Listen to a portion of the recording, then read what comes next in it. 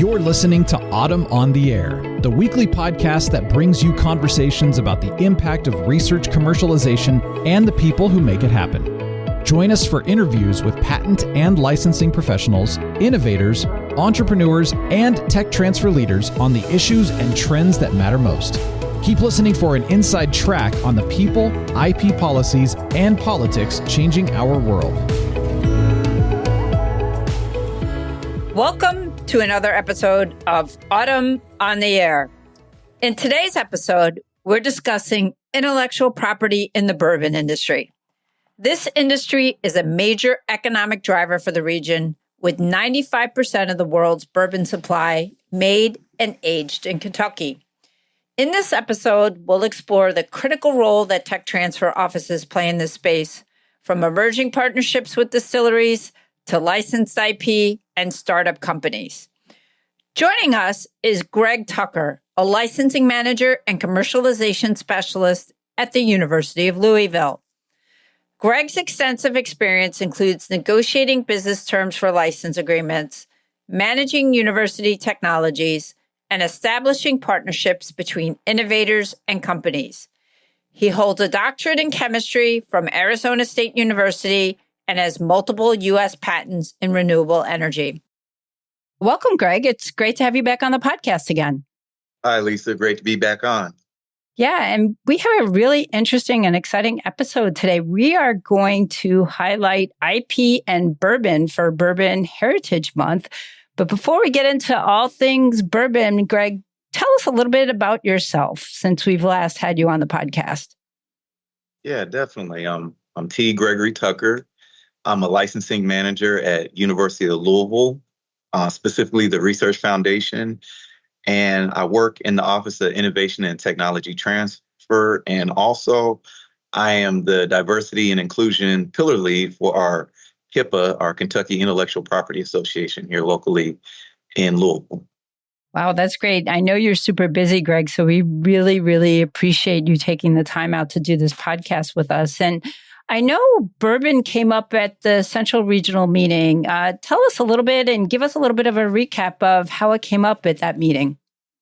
It did. And so glad to talk about this. I'm very happy to be here again and very excited to talk about this subject because we got a lot of good reception about it. And I think we might have created some more bourbon enthusiasts. So I'm sure you did. Right. And hopefully this will generate some more interest. So we haven't had the Central Region meeting here in 10 years. And the opening session is usually kind of a great introduction of people coming across the Midwest, all the way from Minnesota, Ohio, as far as Louisiana. And we even had some people from overseas as well. A lot of people from the committee for the Autumn CRM committee. We actually pitched this idea to them. They like it because it shows more of the economic drivers of what's happening right here in Kentucky. So a lot of people may not know this, but we actually had someone from the economic department come out that represents the multiple counties making the metro here and mention how not only we're a big manufacturing hub for automotive, appliance, and aerospace parts, but bourbon is one of the biggest industries here. It's a $9 billion industry. 90 to 95% of the world's bourbon actually comes from Kentucky. Wow, 95%. I had no idea that high of a percentage came out of Kentucky. That's really interesting. Yeah, definitely. And it was good to bring in someone externally from the local municipality versus us as just tech transfer professionals kind of talking about it, because it was a great way to show how tech transfer intellectual property is applied to the local economy and on a global market as well. That's really interesting, Greg, and amazing, tremendous economic impact. But let's take a step back for a second. And, we hear about bourbon and whiskey, but I think we really don't know the history behind it. Can you share a little bit of the history of bourbon with us? Sure. So I'm relatively new to Kentucky myself, been here 4 years. So I'm still novice, but I've learned a lot around hanging at the bars here with the different banter. Doing research, of course. Right. Had to do some on-hands research. On-hands research. And not only I'm a licensing manager, more in the physical science space. So chemical engineering, additive manufacturing, robotics. And I also have some bourbon-related technologies on my docket of the 200 to 300 different disclosures that we have. I have a handful of bourbon-related technologies. So I started, like you said, Lisa, diving in, doing research during work and after work. And and what I've learned is the history of bourbon goes far back. In fact, it goes far as back as George Washington, where not only was he the first one to sign off on the first patent, which is on the USPTO site, after his presidency, he ended up making a still. It was one of America's largest stills, more so rye whiskey, where I originally started in the spirits of rye whiskey. Later, more known here in Kentucky, they would probably say Elijah Craig is the one who made the first bottle of bourbon. Not so much distilling, but perhaps aging it in barrels back in 1789. Definitely has his own bottle of bourbon that you can find in stores. And I would say from there, the history even goes back from there, where bourbon was being made throughout Kentucky and across the country as whiskey, where they had to make the Bottled and Bond Act, where there were different recipes for bourbon, and then some people are adulterating them, putting in dangerous chemicals, not only from turpentine, but even just spit for color, and where the Bottled and Bond Act came around and what that means. And first, I think I should start, what is bourbon? Because all bourbons are whiskeys, but not all whiskeys are bourbon, since I just kind of brought that up now. That what makes a bourbon is that the mash bill is at least 51% corn, so one of the grains, and that's one of the staple crops around here. And then from there, it has to be distilled and then aged in an oak barrel. And for it to be called straight Kentucky bourbon, aged at least 2 years minimum, and it can't enter the barrel more than 160. It can't be distilled at more than 160 proof and can't enter the barrel more than 125 proof. And the only thing you can add to bourbon is water. So after having your multiple grains, which is usually, again, 51% corn, barley, rye, and then sometimes there's a fourth grain, wheat. In fact, wheat is actually used a lot for flavoring. After it's distilled, that it's aged in a new white oak barrel, and the barrel is charred. It can be toasted, charred up to 1 to 4. And after putting your new make, the distillate in there, it's aged, like I was saying, at least minimum 2 years to be called straight Kentucky bourbon. And it's actually that flavoring from the char that opens up the different sugars, releasing in there. And it's sitting there at least 2 years, but you can age it much longer than that. Preferably, I like minimum 5 to 6 years, high is 12 to 15, but you can get bourbon aged much longer than that. And that's what makes its unique flavoring and different unique tasting profiles that we can talk a little bit more about. So those are the features of make a bourbon. Again, there might be some other requirements, but those are the more general ones. And to at least label the bottle that, because the labeling on the bottle is regulated. So now Bottled and Bond, it since there was so much adulteration of bourbon back in the early days, that to be Bottled and Bond, it had to be at least 100 alcohol proof, which is 50% alcohol. The grain and the distilling had to be in the same season by one distiller and aged 4 years minimum.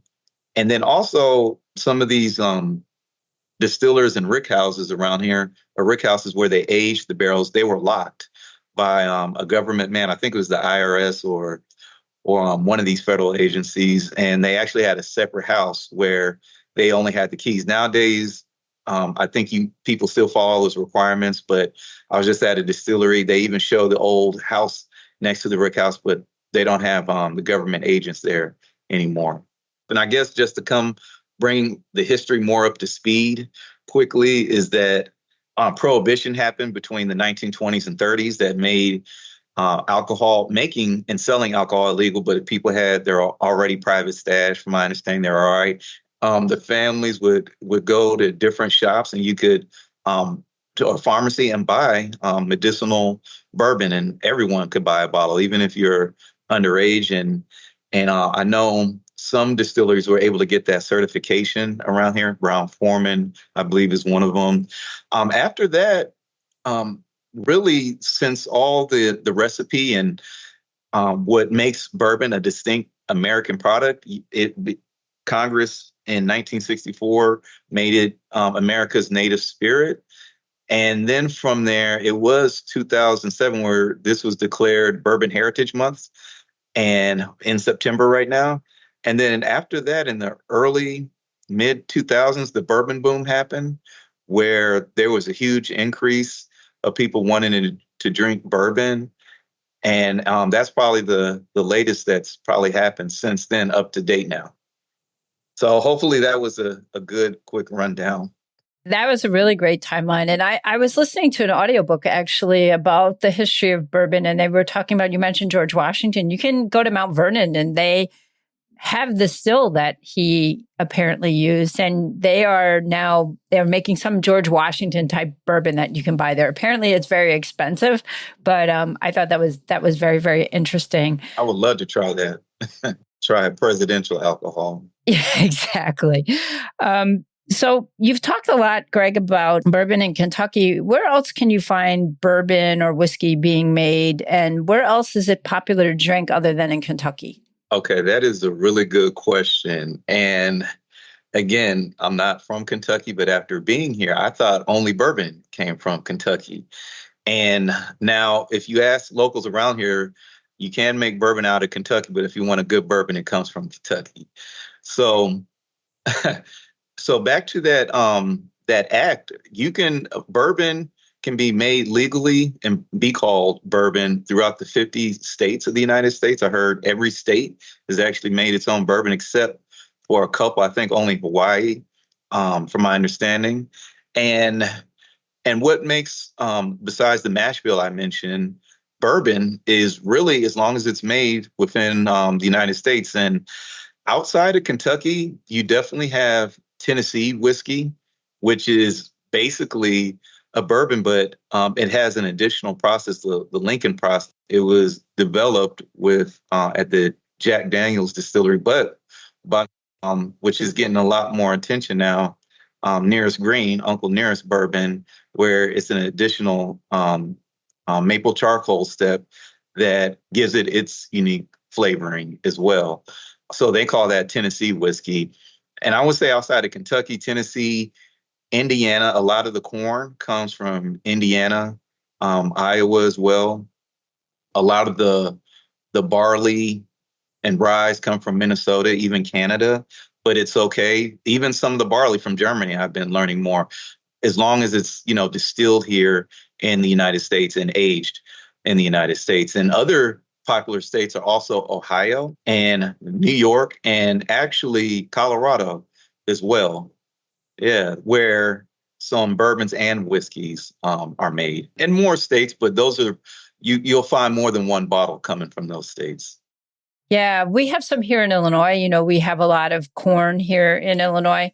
And it's a growing, I think, industry here in Illinois for sure. It's getting to be more and more popular. I think a little bit easier than we have a few winemakers who like to grow wine, but, because of our climate here. So we're definitely seeing more and more whiskey and things like that here. So, Greg, what makes a bourbon a bourbon? So it was kind of what I mentioned of the mash bill.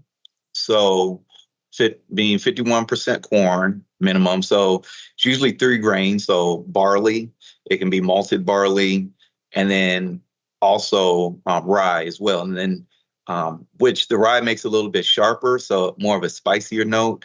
And then, or you could substitute it for wheat. I've seen a lot of that where wheat makes it a little bit sweeter, or you can have 4 grain and have all those grains in there as well.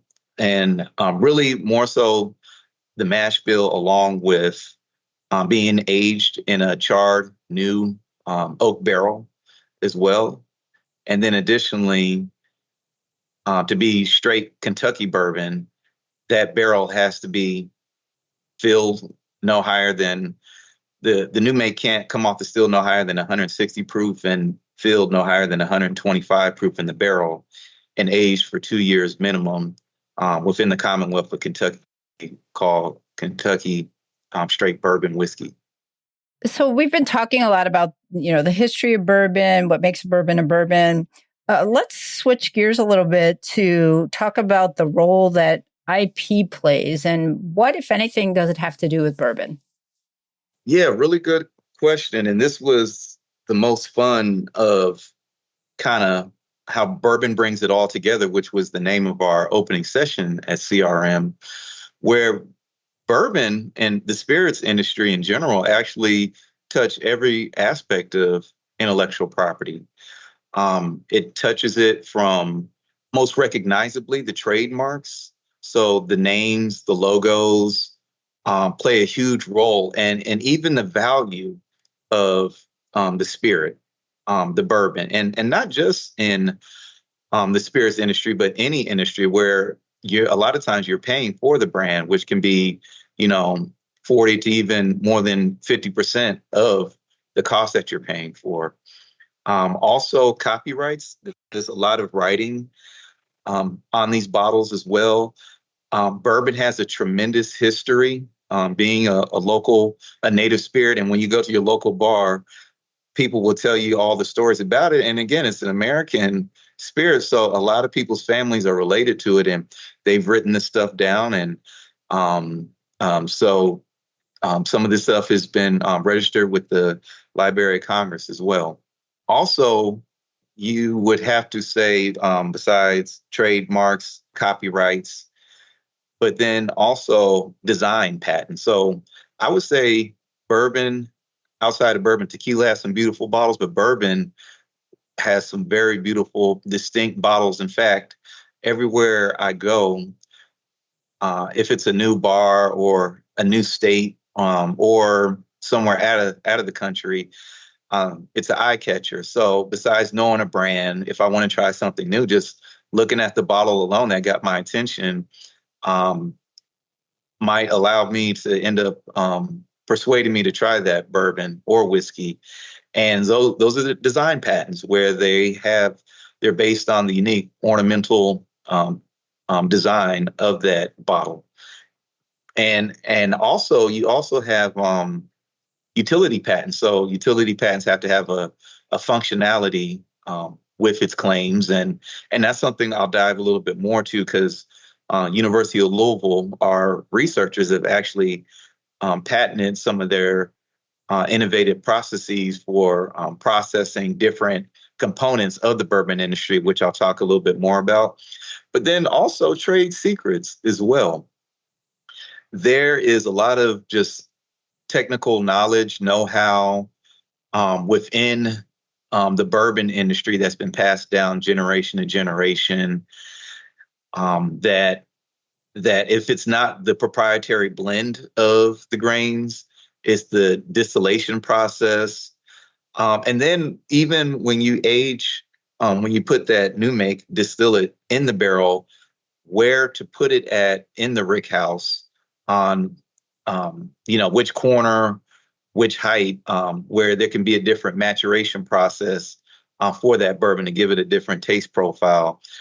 The charring as well. So from being toasted, the chars go 1 to 4, which is a requirement for bourbon. There's a lot of trade secrets, and the protection of those, that IP through trade secrets is huge as well. So that's pretty much every aspect of IP. So, Greg, are there any particular IP related cases involving bourbon that you could share with us? Yeah, there are. Like I was mentioning, I have some bourbon related technologies on my docket that have been patented. And not only learning about the research with my due diligence in that space, you end up getting exposed to the different IP cases that revolve around certain bourbons and distilleries. I've during our CRM opening session, where we actually talked about some of these cases with one of our local law firms, Stykes Harbison, that has a spirits section. And the night before, we actually did a bourbon tasting there at their law firm with one of my local bartenders from the Louisville Thoroughbred Society, where she does her own bourbon tastings and giving the history of this called Bourbon with Afton. So some of these cases from both these groups, one of them more recently, people might have heard of Jack Daniel's versus VIP Products, where it was a parody piece of a plastic dog chew toy that resembled the Jack Daniel's bottle, also looking a similar brown color. And Jack Daniel's is definitely known for its distinct bottle design, but then also the black and white labeling that kind of looks kind of old English. But then even further on the bottle, Jack Daniel's is known for old recipe number 7. And on this dog chew toy, it had a dog and it said the old number 2. So it was a little bit disparaging. And it seemed Jack Daniel's wanted to kind of protect their image from anything that could be harmful to their product and that could hurt sales at the end of the day, or just their reputation. I would say another well-known case is Maker's Mark, and maybe not so much the case is well-known, but definitely Maker's Mark red signature wax that drips from the top of the bottle down the neck. And with that dripping wax down the neck to the bottle, it's Maker's Mark's distinct branding that is very recognizable. And definitely, to me, some people actually notice the dripping wax before they even know the brand Maker's Mark. And they had won a big case at the time when they were a smaller distillery against a behemoth like Jose Cuervo Tequila at the time about the dripping wax. I think some of the more unique cases and more kind of personal, but you can see how this is business, is one of the bourbons that we tasted was called J.W. Dan. And it's a budget bourbon or bargain bourbon, they call them. It's great bourbon, but it's owned by Heaven Hill. But some of these originators of these distilleries, they go back generations, and it's their family names like Beam, Brown Forman, and in this case, J.W. Dant, where they started a distillery, some of the family members, because they wanted to start a distillery, and it's called Log Still. And they actually opened a tasting room. One of their bourbons is Monk's Road, and I went over there and I saw the name was Dan, and one of the people there, they were like, well, yeah, we try not to, talk about that because it can be kind of sore. Where at one point it was a legal dispute where that trademark and the family's name, they couldn't even use their own name. But from my understanding, they came to an agreement, a mutual agreement to where the family could use its name for Log Still as long as they make it distinct how they use the respective family name for it. But I'm pretty sure there might have been some kind of licensing behind that perhaps, but that's a very interesting case as well. And then there's a lot of issued patents and applications just around the pot stills, the columns where the alcohol is evaporated and distilled through that can help for higher efficiency, even barrel stays for increased surface area to age the bourbon or bring out more of the sugars to have a better tasting profile. And more recently, I've even seen some technology to make the aging process faster, so reducing it from years to weeks. That's really interesting, Greg. And I want to turn now to some of the exciting innovations that are coming out of there at the University of Louisville that relate to bourbon. And I know one of them involves a company called Bioproducts LLC. Can you tell us a little bit about how this company originated out of Louisville and talk to us a little bit about some of its patented technology? Yeah. So Bioproducts is a company that slightly predates me. I've been here at University of Louisville 4 years, but it takes that long for companies to take this nascent technology and further develop it. So Bioproducts was started out of our Con Renewable Energy Center, since this is a patented innovative technique to help with sustainability purposes in the bourbon industry. And it was done by Professor Jagannath Salyavoli, which is affiliated with our Speed Engineering School. He has a patent family that covers not only compositions of matter, but then also methods, and also penetrating not only different sectors for the bourbon industry, but then also biomass in general for sugarcane and any other unedible organic waste products as well. Very, very interesting. And so, Greg, tell us how Bioproducts transforms organic waste from distilleries into value-added products. Share with us, if you can, a little bit of the process involved. Yeah, definitely. So since we're talking about the bourbon industry here, this company, when I first got here, they actually won the Distillers Reverse Grain Pitch competition. It was different companies from not only around Louisville, but across the country that wanted to take the stillage. And what stillage is the organic grainy waste matter left over from the fermentation process, that for every 9 gallons of this stillage, there's 1 gallon of bourbon made. So some of that stillage is kept, it's called sour mash, where again, there's proprietariness in that mash bill, and they put it with, they keep it over for making more bourbon to kind of keep that same flavor profile. And the rest of it, they get rid of it. And it's around only what I think 10% is actually the grainy spent grains left over. And the rest of it is water pretty much. So what's more so known is kind of evaporating that water. And it's called animal feed, or it's kind of left over, where they also call it distillers beer, where it's a small percent of alcohol left in there. You evaporate it, and they actually feed it to the animals. So I think the animals might like that little kick, spirits kick in there as well. So probably do. And that's the most well-established known product for it.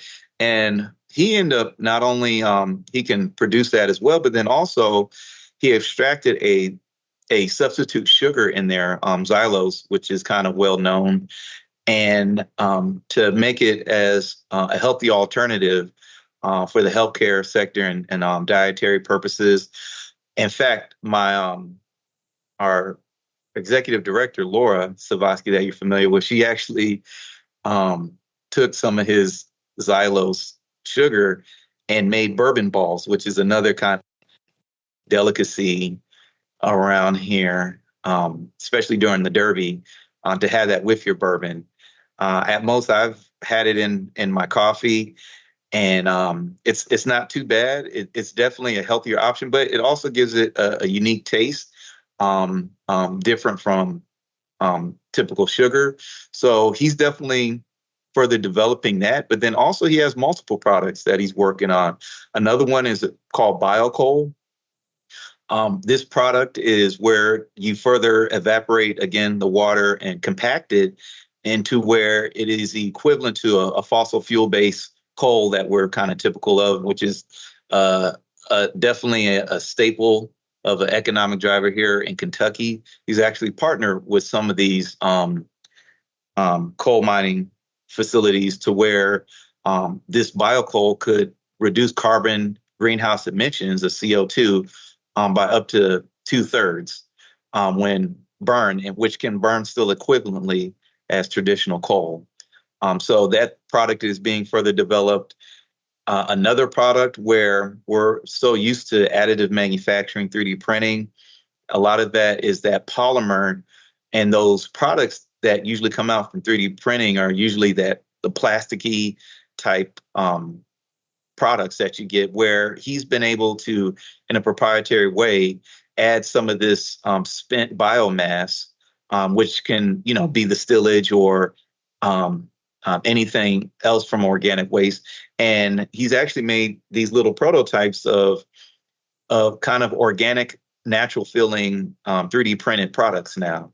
So he has multiple products at different stages of development. And even what helped him win that reverse pitch competition here in Kentucky, he can even extract a pure high surface area carbon. Why is carbon important? Carbon plays a big role in lithium ion batteries as one of the components in there for the charge and discharge purposes for ions.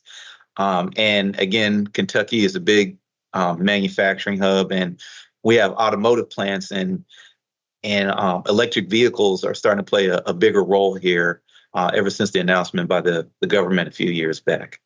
So the main products, again, are already established. One, animal feed. His unique patented processes are extracting xylose, a high active, high surface area carbon, making biocoal, and then also a filament for 3D printing as well. So a lot going on, and we're working with him closely. Not only our Office of Tech Transfer, but then our new ventures department dealt with the commercialization, development, getting investment, since he already has a pilot plant near the university campus, and see how much further we can scale from here. So, Greg, I think one of the things I found interesting about bioproducts is they also collaborate with farmers to help them increase revenue through biomass valorization. Tell us a little bit about how they work with farmers and the impact on farming practices there in Kentucky. Yeah, that's a really good question, because not only do the distilleries play a big role, the bars we kind of mentioned as well, but then also the farmers as well with our local agriculture. So from grain to glass, as we call it, from the crops, the corn, the different grains coming from the different fields throughout the region here and in Kentucky, that the farmers play a big role with not only growing the grains, but then also receiving, full circle, recycling, repurposing. So this stillage can again be used as animal feed, but then also when that's a sustainable method right there, bringing that organic waste matter back to the farm, but then also how farmers can minimize the use of water, but then also figure out using ag tech. And those are other different patented technologies or methods to reduce water use, footprint of where some of these crops are being grown with vertical farming, and other methods that are starting to become more prevalent now, and see how it can make this industry more efficient as well. And not just for bourbon, but just for food and the local market as well. So one thing, we actually had our counterpart. So I was the co-site chair for CRM with my counterpart at University of Kentucky, and they actually started the Estate Whiskey Alliance. And with that alliance, they're trying to working closely with their Jim Beam Institute for learning distillation processes down there in Lexington, that it's an opportunity to see how they can make this industry more efficient, because there's a lot of water use.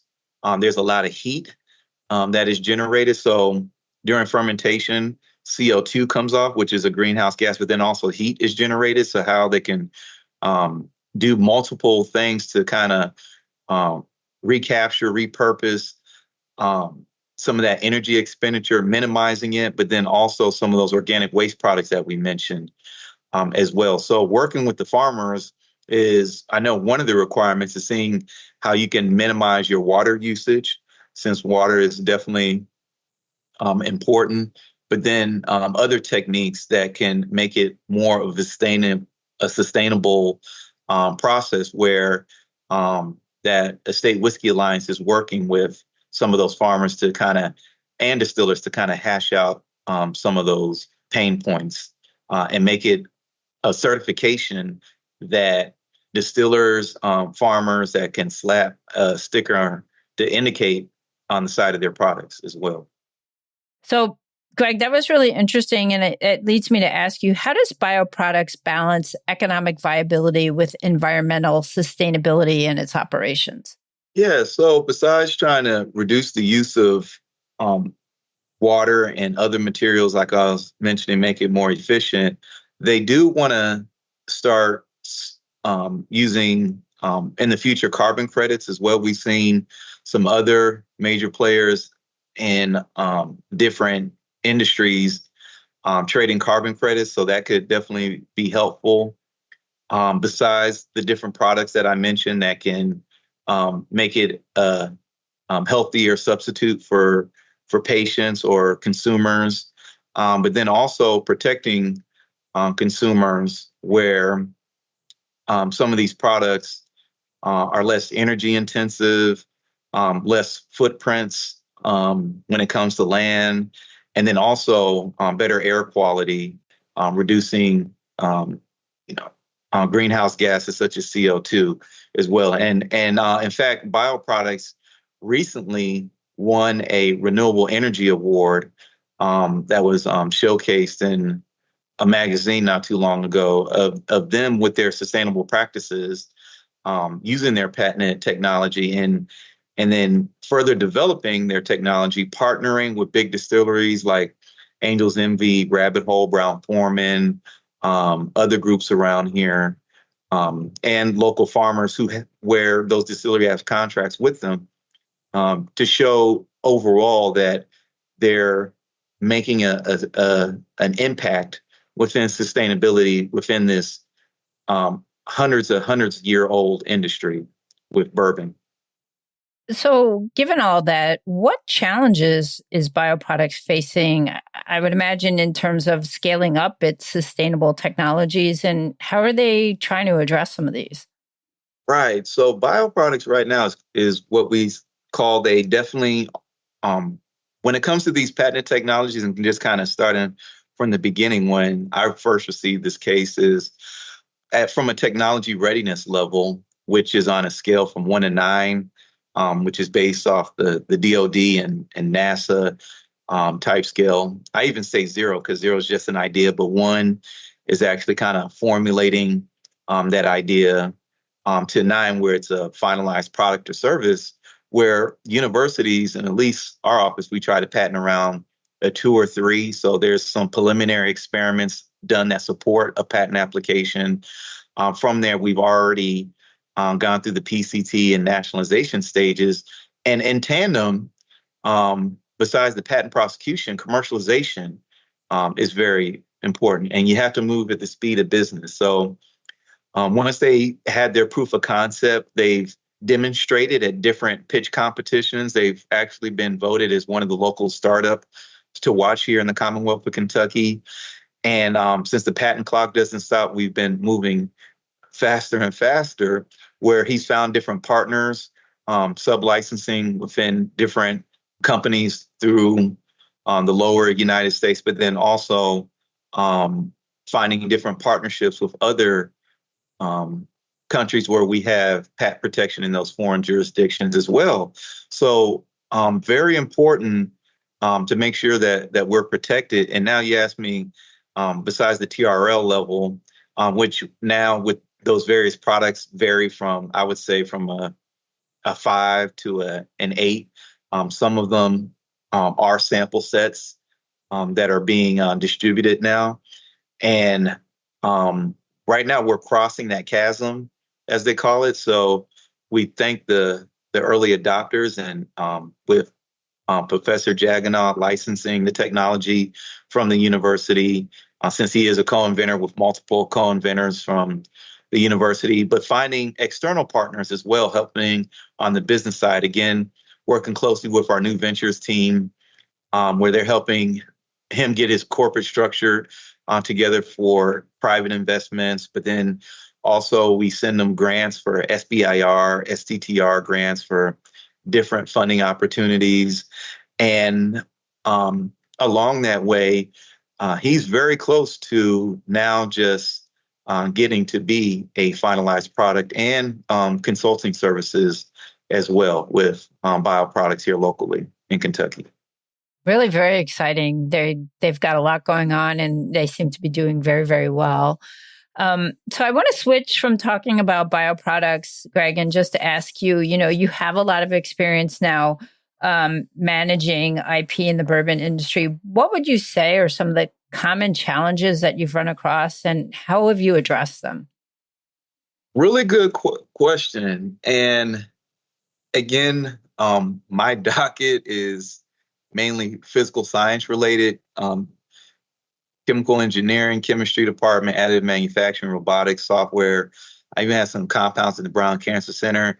But this is definitely one of more the exciting spaces. And I would even say one of the more older spaces, and then a lot of nuances around it as well.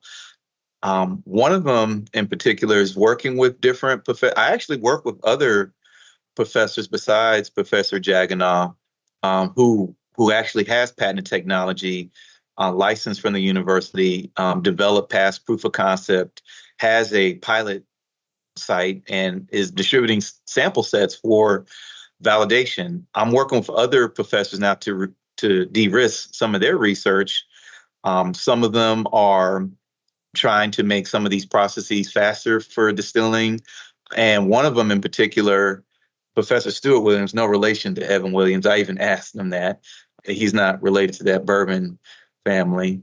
But he's actually has some research where, since we're talking about trademarks, one of the biggest pain points in the bourbon industry, Jack Daniel's, is Tennessee whiskey owned by Brown-Forman, which is, Old Forester, Woodford Reserve here in Kentucky, that Jack Daniel's is one of the most world's known whiskey, and in illegal and counterfeit products is huge with them. So a lot of times the bourbon industry and whiskey industry are these old traditional ways of people just knowing who their source is. It's an old traditional trusting route of people knowing who they are, where they're getting their product from. Back in the day, like when it was bottled and bond, it used to have different tax stamps on it. And then also other countries are kind of doing that as well. Like tequila, since I brought up tequila, mezcal. Other countries actually put different stamps to show the authenticity of some of their products, where those are really just qualitative methods where, at the end of the day, you won't know until you open that bottle and drink that bourbon or that whiskey. And one of our professors found a quantitative method where he has a sensory detection method where he can take a drop of bourbon or whiskey, and it's comprised of basically water and ethanol, the active ingredient gets us inebriated, where once you evaporate all that leftover residual grain leaves a distinct pattern on there, a fingerprint, you can almost call it. And he can identify the type of bourbon or whiskey it was due to that unique grain pattern that it leaves, that fingerprint, which is a great quantitative method to kind of quickly figure out if this is the good stuff or not, if it's real or not, counterfeit or not. And right now, we're working diligently with him. We actually had a chance to present some of his research and Professor Williams and Professor Jaganaw we did an IP and bourbon event with our HIPAA, our Kentucky Intellectual Property Association, in conjunction with our United States Patent and Trademark Office, Midwest office, since we're part of the Midwest region. And so people came down from Detroit. We kind of, same way we kind of did our CRM event, we did something similar down here. And supposedly we're the first ones to do an IP at bourbon event with the USPTO. So that was great, and looking forward to doing something similar as well. So that's some of, besides bioproducts, Professor Williams' work, and also Professor Tick, some of his work that he's doing in speed engineering as well. That's more so my bourbon-related technologies. And besides working with different distillers here locally, I've actually done a bourbon tasting with one of the law firms that we did pre-CRM, and I actually done a bourbon tasting in New Orleans, where we actually partnered with one of the law firms that we worked up here in Kentucky, down in New Orleans at Autumn a few years ago for the annual meeting as well. So I'm definitely starting to have this be not only work, but a hobby as well. So it's definitely been fun. That's kind of neat when you can kind of mix the two, right? Where, there's kind of a blending of work and hobby. So I think that's really neat. And Greg, as we come to the end of the podcast today and we wrap up Bourbon Heritage Month, what's your bourbon of choice? All right. This is the hardest question of the night. So before I moved out here, I moved here from Arizona, and I was a rye whiskey drinker. And one of my favorite rye whiskeys is 291 from Colorado Springs. And it was at one point the number one rye whiskey in the world. But after moving here, because rye, I think, and I could be wrong compared to other spirit enthusiasts, is more dry, kind of peppery, definitely different notes here. But bourbon has a whole spectrum of a profile, from fruity to floral to chocolate to woody, and all sorts of notes that you can imagine. And I would have to say right now, one of my favorite is Colonel E.H. Taylor small batch bourbon whiskey, bottled in bond preferably. Wow, that's really pretty specific. I'm assuming that's something that's very local to Louisville? Yes, it is. In fact, if you don't mind, because I would love to hear your favorite bourbon too. I can tell you one last IP story around this. Yeah, definitely. So I actually had to go to Lexington for a Kentucky Manufacturing Innovation Summit. And you can throw a rock around here and hit a distillery or a rick house. In fact, we're out-facing office, and our office is downtown. I actually park next to a distillery every day. I walk past, if I walk home, probably past 3 of them on the way home.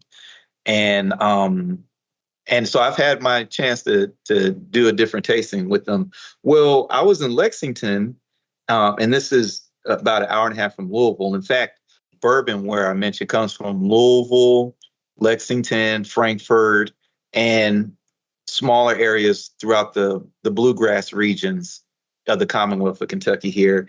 And it was E.H. Taylor, who's the one who's supposed to industrialize the bourbon industry. In fact, back then, when I was just mentioning bottled in bond, people stood by their name. So if you ever get a bottle of E.H. Taylor, which can be kind of rare and can be kind of pricey. In fact, I still want to get the single barrel one day, which is bourbon just from one aged barrel, and a small batch can make up 20 to double digits of barrels versus their standard batch. So what's unique about this is that he would sign his bottles when he was selling it, and he has a unique cursive signature on it. And that kind of guaranteed that if you buy this bourbon from me, this is authentic bourbon whiskey of his standards. And he went in partnership with George Stagg, and Stagg is another well-known bourbon, part of the Buffalo Trace family that he, and in fact, it was come to find out, from my understanding, E.H. Taylor actually started OFC, which is Old Copper factory. I could be wrong, but it's a very old bourbon. And E.H. Taylor started it. He got into financial trouble, and that's a lot of times that would happen. And he ended up selling the business, the distillery, to Stagg, who ended up running it. And a lot of times, people can take that for granted. The OFC and his signature went kind of with the business. And from my understanding, Stagg even opened up the business in E.H. Taylor's name, and still was using the trademark.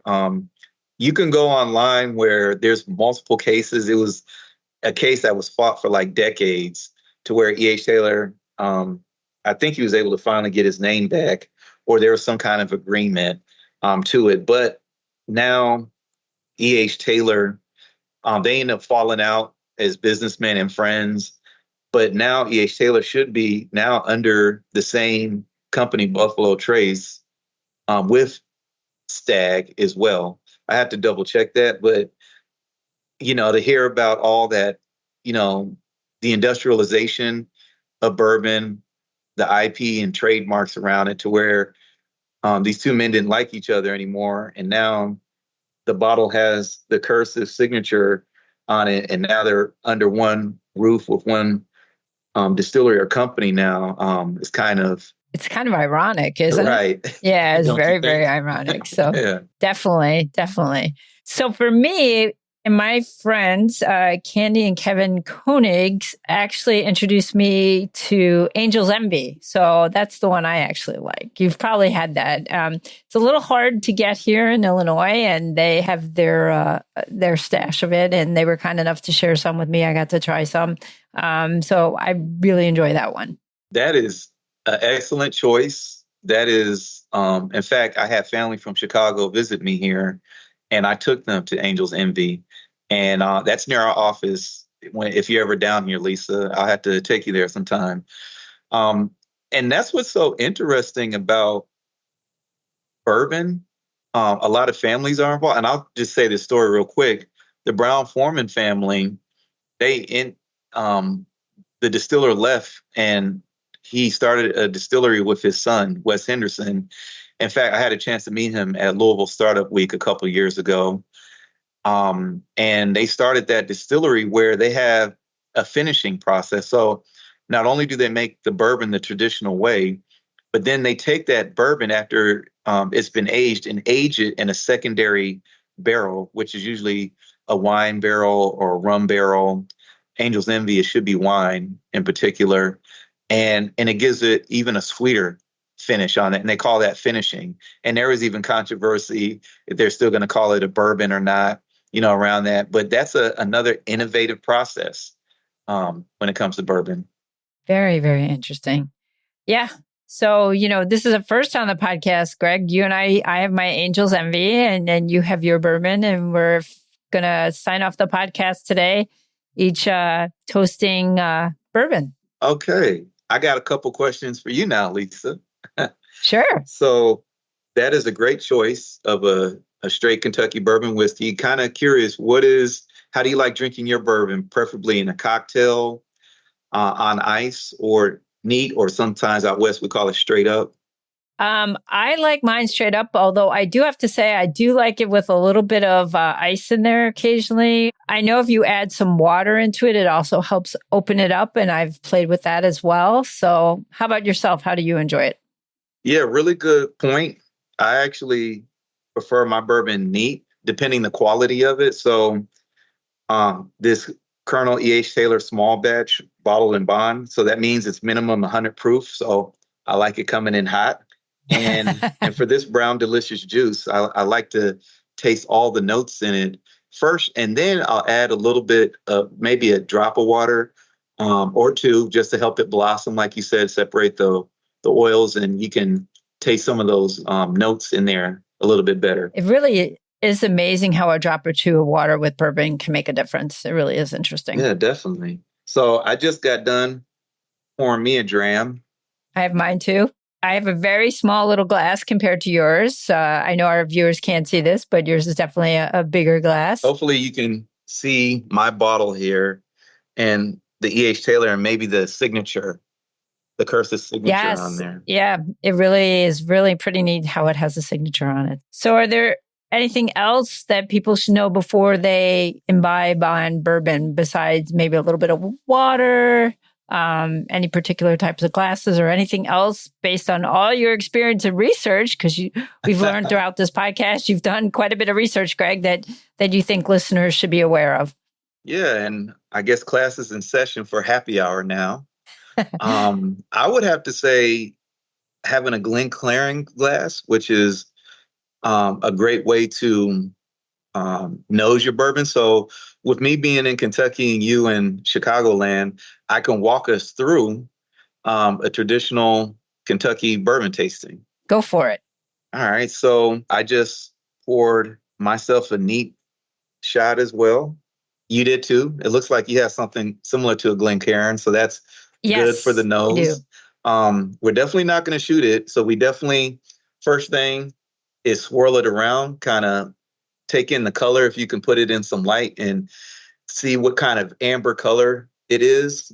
And that's really a good sign too. I like a dark amber color, preferably. If you swirl it around, depending on the viscosity, you can see some of that bourbon crawl down the sides of the glass wall. And they call those legs definitely, or roots sometimes. And I notice usually bourbons are usually between 80 and 90 proof. And I like it less than 110 proof. And I like to have more of those legs on there. So now we'll nose the bourbon where you kind of hold your mouth slightly open and you like that, take it from nostril to nostril and kind of inhale. Oh, that smells good. Yeah. And it's interesting. You do get a different smell if you have your mouth closed versus open. Definitely. Because I just tried that. Definitely. That was one of the first things I learned down here. And then from there, since we've swirled it, sniffed it, observed it, now we can taste it. And it's called the Kentucky Chew, where you just take a little bit. Kind of swirl it. Yeah, swirl it around your mouth a little bit. And I actually let it swirl on my tongue and let it fall on the top of my tongue down to the bottom. Because, different taste buds and everybody's palate's different, but you can taste different aspects of it. But I like that creaminess, that syrupiness, that texture, what bourbon has been from corn syrup of coating your tongue. And then from there, and I'm actually going to take another sip, where now after swallowing it, this is the back end, the finish, they call it, where you can just taste that vapor back there. And that's the most lingering part. And so my two favorite parts are actually the nose, since I'm a slow sipper. And I like swirling my drink around and smelling it, the floral, fruity notes on it. And then also the back end as well, where it kind of lingers a little bit more. And even though with this being 100 proof, I find it so amazing. And I've had bourbons coming in hotter than this, where how smooth bourbon is drinking it neat, where you might get that Kentucky kiss, or if it's a little bit harsher, the Kentucky hug, they call it. But it's excellent. Well, this has really been such a great experience, Greg, not only having the opportunity to learn all about what's going on in bourbon and Kentucky, the interplay between or intersectionality between bourbon and IP, and then finally for you to walk us all through a bourbon tasting. Thank you so much. This has been fantastic. This was great. Glad we could meet up again. Looking forward to meeting in person where we can actually toast. But thank you for the virtual toast. Yes, exactly. And hopefully with our listeners, we'll be able to do some actual in-person tasting at the Autumn Annual Meeting coming up in March.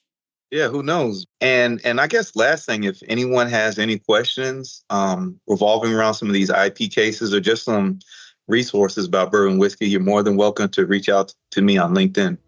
Thanks so much again, Greg. Thank you. Cheers.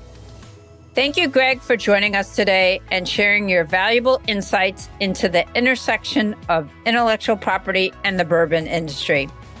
It's inspiring to hear about the innovative work being done by Bioproducts LLC and the significant impact it's having on sustainability and economic development. To our listeners, I hope you enjoyed this episode and gained a deeper understanding of how IP and tech transfer are driving innovation in Kentucky's bourbon industry. Until next time, cheers. Thanks for listening to Autumn on the Air with Lisa Mueller. Get social with us and share your thoughts. You can tweet us at AUTM or visit us online at AUTM.net. We'll be back next week on the air. Be sure to join us.